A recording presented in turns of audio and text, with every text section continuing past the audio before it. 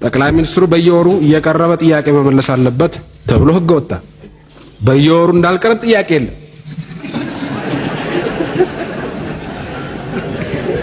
አንድ ጊዜ ቀረበ፣ አንድ ጊዜ መለሱ፣ ከዛ በኋላ ደረቀ። ሁለተኛ ደረጃ ትምህርት ቤት መጨረሻ ላይ ነው ሲጃራ ማጨስ የጀመርኩት። ለምን ቢባል ስልጡኖች የምላቸው ሰዎች ሲጃራ ያጨሳሉ። እኔም ወጉ ይድረሰኝ አልኩና ጀመርኩ።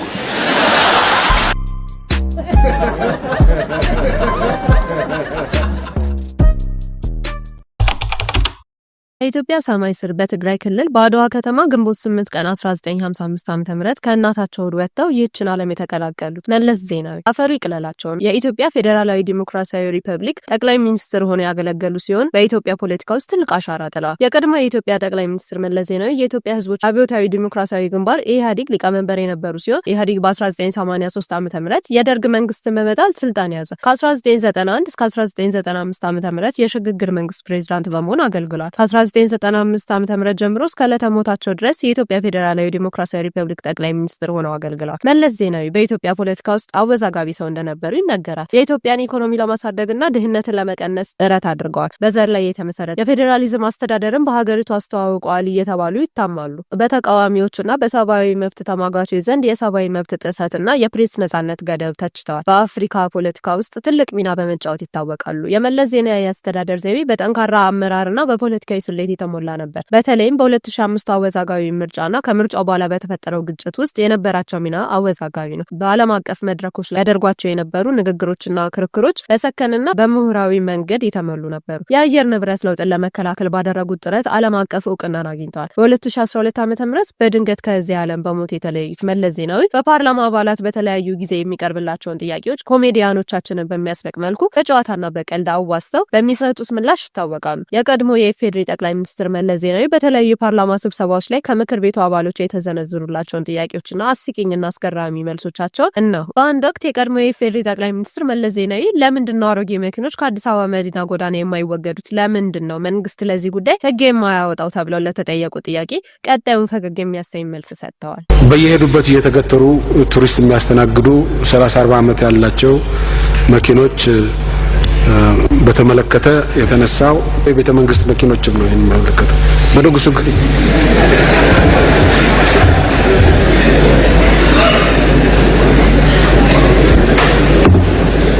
በንጉሱ ጊዜ ለአፍሪካ አንድነት ድርጅት ተብለው የተገዙ አንቲካ መርሴዲስ መኪኖች ናቸው እስካሁን ድረስ ጥቅም ላይ የነበሩት እና አንዳንድ ጊዜ ዳገት ላይ ያርፋሉ እንግዳ ይዘው። በመቀጠልም በአሁኑ ሰዓት ሀገራችን ኢትዮጵያ ከውጭም ከውስጥም ጠላት በዝቶባት እንደ በሶ በስንቱ ልበጥበጥ ብላ በተከዘችበት በዚህ ሰዓት ብዙዎቻችንን የሚናፍቀን የህግ የበላይነት ነው። በዚህም በወቅቱ በኢትዮጵያ የሱዳን ጋዜጠኞች በሽብር ጥቃት ተከሰው በእስራት በመቀጣታቸው በኢትዮጵያ የውጭ ሀገሮች ተጽዕኖ አሳድረው ነበረ። ሆኖም የኢትዮጵያ ሉዓላዊነት ከማስጠበቅ አንጻር የቀድሞ የኢፌዴሪ ጠቅላይ ሚኒስትር መለስ ዜናዊ የማይሻር ውሳኔ በመስጠታቸው ጥያቄ ቀርቦላቸው እንዲህ ሲሉ ተደምጠዋል። ሌባ ተይዞ ሰርቃል ተብሎ ይመረመራል። አልሰረኩም ብሎ ሲከራከር ከረመና መጨረሻ ላይ የሆነ ፈረስ የኔ ያልሆነ ፈረስ ወስጃለሁ ይላል። ኧረ የለም ይሄ ብቻ አይደለም ይሉታል። ከስንት ክርክር በኋላ ደግሞ ያው ፈረሱ አንገት ላይ የሆነ ገመድ መሳይ ነገር ነበር ይላል። ከስንት ክርክር በኋላ ደግሞ ገመዱ ከጋሪ ጋር የተያያዘ ነበር ይላል። ከስንት ክርክር በኋላ ደግሞ ጋሪው ላይ ወርቅ ተጭኖ ነበር ይላል። እና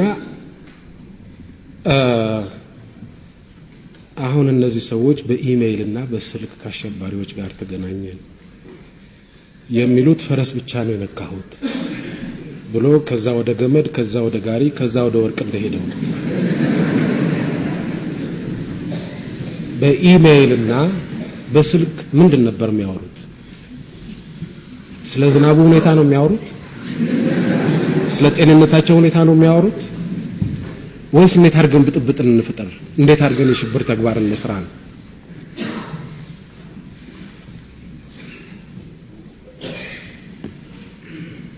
በሌላ ጊዜ ደግሞ የቀድሞ የፌዴሪ ጠቅላይ ሚኒስትር መለስ ዜናዊ በአቶ መራራ ጉዲና የኢኮኖሚ እድገት አለ የሚባለው የህልም እንጀራ ነው ብለው ለጠየቋቸው ጥያቄ አሽሙር የተቀላቀለበት መልስ ሰጥተዋል። የመንግስት ኃላፊነት ላይ ለተጠየቁት ጥያቄ የሰጡት መልስ ሳቅ የሚያጭር ነው። ዶክተር መራራ ያነሱት ነው። ኢኮኖሚ እድገት አለ የሚባለው የህልም እንጀራ ነው ብለዋል። ጥሩ ነው። አሜሪካኖች አንድ አባባል አላቸው። ሰዎች የየራሳቸውን አመለካከት የመያዝ መብት አላቸው፣ የየራሳቸውን ፋክት የመፍጠር መብት ግን የላቸውም ይላሉ። የራሳቸውን አመለካከት ቢያስቀምጡ ችግር የለውም። የራሳቸውን ፋክት አሃዝ ለመፍጠር ሲሞክሩ ግን በተለይ ለመምህር በተለይ ለአስተማሪ ያስተዛዝባል። ምናልባትም የትምህርት ጥራት መጓደል ከዚህ ጋር የሚያያዝ እንዳይሆን ጥያቄ ያስነሳል። ስነ ምግባሩ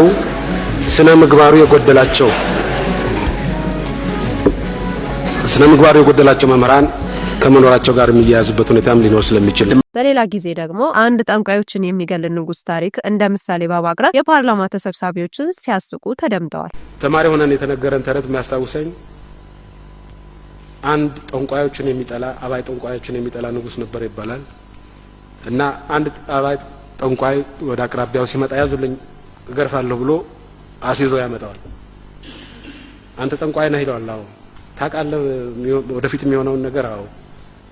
እስቲ የምታውቅ ከሆነ እኔ መቼ እንደምሞት ንገረኝ አለው ብሎ ጠየቀው። ንጉሱ ይሄን ሲጠይቅ ጠንቋዩ ብልጥ ነበርና እኔ በሞትኩ በማግስቱ ነው የምትሞቱት ብሎ ነገረው።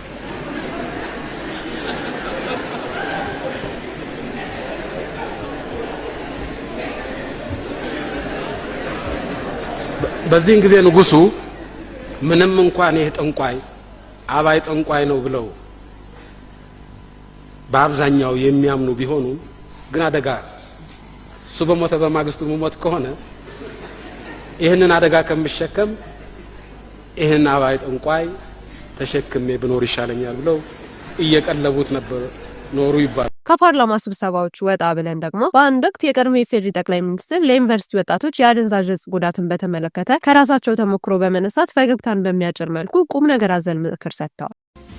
አንዳንዱ ወጣት ጫት መቃም ዘመናዊነት፣ ስልጡንነት መስሎ ይታየው ይሆናል።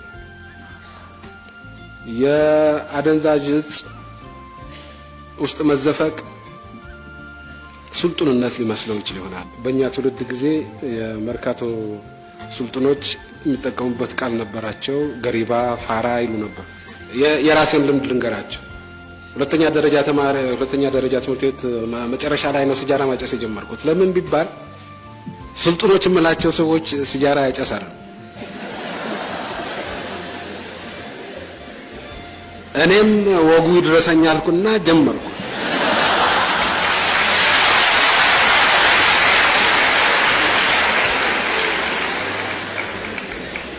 ነገር ግን አሁን በሰለጠኑት ሀገሮች ያለውን ሁኔታ ስታዩ ሲጃራ የሚያጨስ ነው እንጂ ፋራ የሚባለው ገሪባ የሚባለው ሲጃራ የማያጨስ አይደለም። አሁን በሰለጠኑት ሀገሮች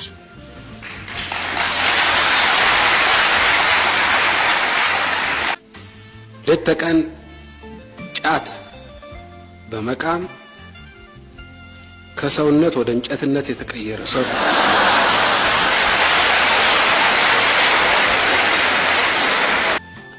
አሞሌ ጨው ለራስ ብለህ ጣፍጥ አለበለዚያ ድንጋይ ነው ብለው ይወረውሩሃል። ወንዱ ለራሱ ብሎ ይጣፍጣል፣ ለራሱ ብሎ ዴሞክራሲያዊ ይሆናል፣ ካልሆነ ድንጋይ ነው ተብሎ ይጣላል። በአንድ ወቅት ደግሞ በተለያዩ ክልሎች በብዛት የዶሮዎች ሞት ይስተዋላል። በዚህም ምክንያት የህዝቡን ጤና ከመጠበቅ አንጻር ኤቨን ፍሉ ነው ተብሎ ተጠርጥሮ እስኪጣራ ድረስ ህዝቡ ዶሮም እንቁላልም እንዳይመገብ መንግስት መግለጫ ወጣ። በመሆኑም ግን ውሎ አድሮ ሲጣራ ነገሩ ቀላል ሆኖ ተገኘ። ነገር ግን ህዝቡ በነበረበት ሽብር ዶሮና እንቁላል መመገብ መጀመር አልቻለም። መንግስትም በተደጋጋሚ ኧረ ግድ የለም ዶሮአችሁን ረዱ፣ እንቁላላችሁንም ጥበሱ ቢልም ህዝቡ ሞቼ ይገኛለሁ በማለቱ የዶሮና የእንቁላል ገበያ ማንሰራራት አልቻለም። በዚህ ጉዳይም የቀድሞ የኢፌዴሪ ጠቅላይ ሚኒስትር የፓርላማ ተሰብሳቢ በሳቅ ያንፈረፈረ መልስ ሰጥተዋል። ይህም በተጠቃሚ ህብረተሰብ ብቻ ሳይሆን በዶሮ አርቢዎች ዝቅተኛ ገቢ ያላቸውም ከፍተኛ ገቢ ያላቸውም ዶሮ አርቢዎች ላይ ተጽዕኖውን አሳርፏል። መንግስት በተከታታይ በዚህ ጉዳይ ላይ መግለጫዎችን ሰጥቷል። ለቀጣዩም ይሰጣል። ከዚህ ውጪ ሊያደርገው የሚችል ነገር ያለ አይመስለኝም። ምናልባት ጠቅላይ ሚኒስትሩና ሚኒስትሮቹ ዶሮ ሲበሉ ወይ እንቁላል ሲበሉ ቢያይ ህዝቡ ሊያምን ይችላል ተብሎ ከታመነ እስካሁንም ስላላቋረጥኩ መቀጠል ይቻላል። በሌላም ጊዜ የቀድሞ የኢፌዴሪ ጠቅላይ ሚኒስትር በቤተሰብ ምጣኔና የኢትዮጵያ ህዝብ ብዛት ከመጨመሩ ጋር ተያይዞ የሰጡት መልስም ይህን ይመስላል። ድህነት ምንጩ